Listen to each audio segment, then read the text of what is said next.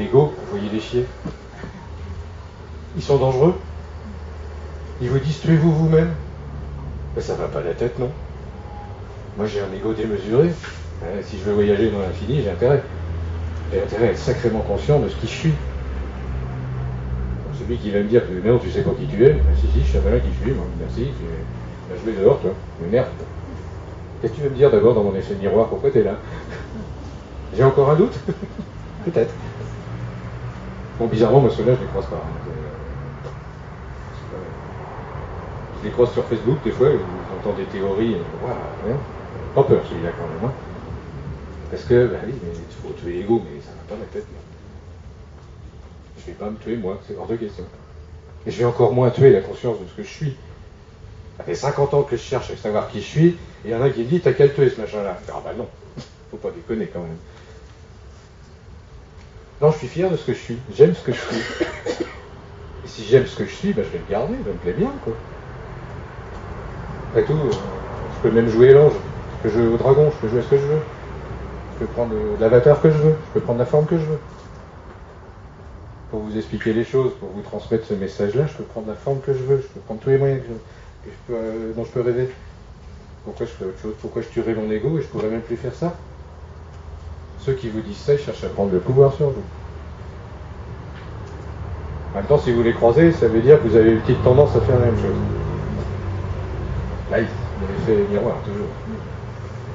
Donc, toujours bien analyser, c'est peut-être la dernière chose que je vous dirais, c'est par rapport aux gens que vous rencontrez, posez-vous la question. Si vous le voyez dans l'autre sens, imaginez-moi dans l'autre sens. L'horrible démon que je suis, là où je vous embarque, dans quel monde infernal je peux vous emmener, quoi. Eh oui, mais ça, vous savez pas.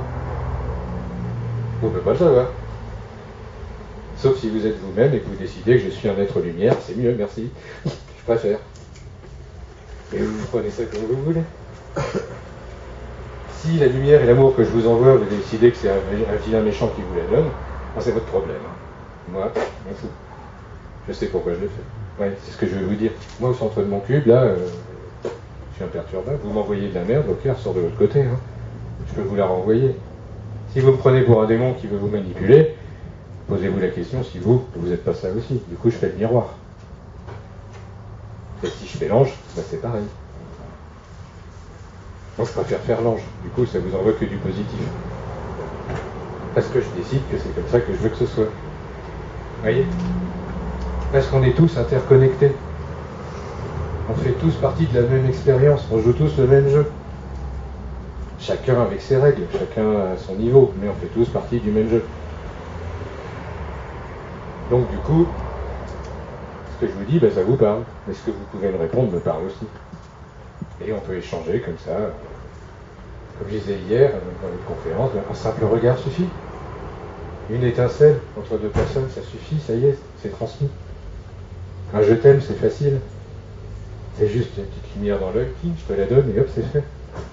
Et puis tu me la rends, mais c'est super, merci. J'en demande pas plus, vous voyez? Donc là-dessus, ben, je vais m'arrêter. Je vous remercie infiniment pour l'attention que vous avez bien voulu me porter. On va atterrir gentiment, le voyage est fini. En sachant que vous pouvez repartir. Je vais juste vous parler pour finir de... On se détend, madame, s'il vous plaît. Merci. En plus, c'est calme. C'est Tati Daniel qui arrive. C'est Tati Daniel, voilà. Qui arrive à fond.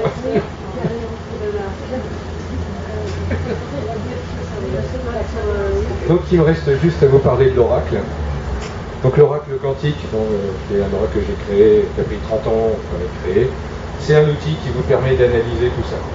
Il a été construit exactement comme je vous l'ai expliqué. Il est structuré comme ça. Et il répond à tout ce type de questions. Bah, qu'est-ce que je fais sur Terre? Quelle est ma mission? Où j'en suis? C'est quoi mon schéma à l'heure actuelle? Donc c'est un outil que je vais vous le conseiller, parce que forcément... c'est un outil extraordinaire parce qu'il permet justement d'apprendre à faire ces voyages quantiques et à sauter d'une dimension à une autre. J'ai une question à vous poser. Est-ce que vous avez pour projet de sortir un livre avec des méthodes de tirage? Est-ce que vous en avez qui sont dans le livre qui sont très bien, mais je voudrais savoir si vous pouvez développer d'autres... Alors, les autres, il y en a, mais je les apprends en formation. Ah d'accord. Voilà. Le bouquin peut-être un jour plus tard, mais pour l'instant, ce sont d'autres tirages, justement, qui permettent ces voyages-là.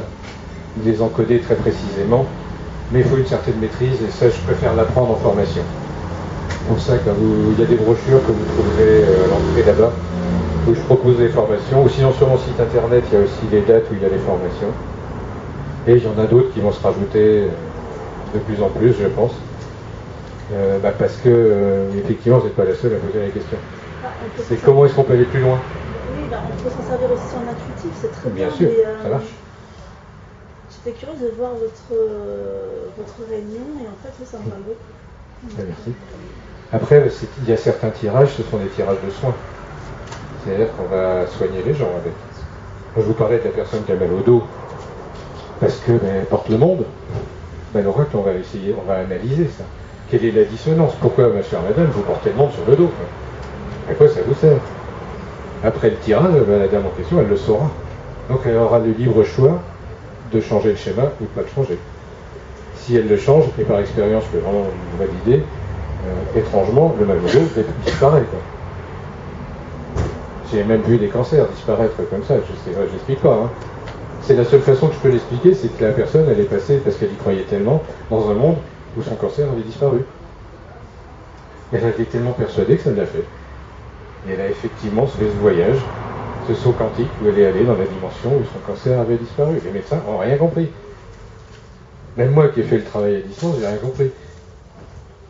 Mais effectivement, elle comme moi, on sait très bien que c'est ce travail-là qui a fait le boulot. Mais parce qu'elle était prête, parce qu'elle avait cette volonté de vivre, etc. etc. Après, j'ai eu d'autres cas avec des cancers où les personnes sont parties, hein, parce que c'était leur destinée de partir, c'était le moment. Par contre, elles sont parties en paix. Parce que c'est ce qu'elles venaient chercher, en fait. C'était quelqu'un qui puisse comprendre, qui puisse leur expliquer que c'était pas fini, qui puisse les rassurer, les accompagner pendant un temps. Ou alors leur donner juste un peu de temps pour régler leurs histoires, pour finir avec leurs enfants, ou des trucs comme ça. Après, voilà, il ne faut pas tomber dans le sauveur à tout prix. Je ne suis pas le Jésus-Christ, hein, je ne soigne pas, je ne sais pas faire. C'est chacun se guérit soi-même dans la mesure où il est OK. Mais je ne suis pas l'envoyé de Dieu qui veut dire, ça y est, madame, tu es guérie, voilà. Sinon, je fais le prêcheur, OK, on monte une religion, une secte, on fait un autre truc, mais je ne suis pas là pour ça. Vous voyez, donc oui, il y a aussi des formations. Je fais aussi des formations sur les soins quantiques, justement, où on apprend à soigner avec ces méthodes-là, avec des tirages bien particuliers, bien spécifiques. C'est comment, quand j'emmène cette personne en soins, comment je sais, moi, comment je détermine dans quel monde B elle doit arriver. Et comment je fais pour y arriver. Comment j'encode la chose. Donc c'est le pouvoir d'encoder la destinée des gens. C'est un pouvoir. Dans l'oracle, en fait, il y a 9 cycles.